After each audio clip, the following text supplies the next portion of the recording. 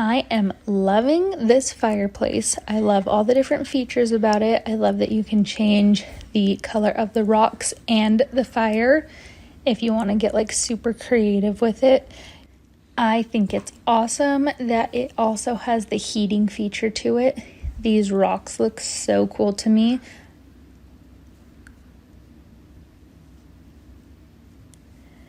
This is just like a close-up so you can see how cool it looks. When the heater is not on, this thing is not hot to the touch. This is where it like blows heat out and like sucks air in.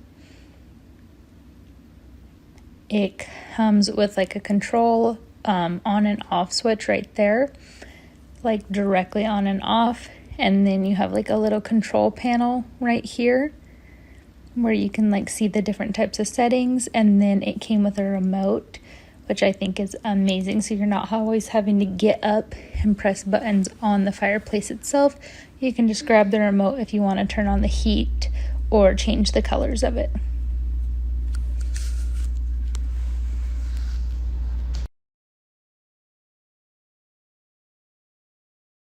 And then this is what it looks like when it's completely off.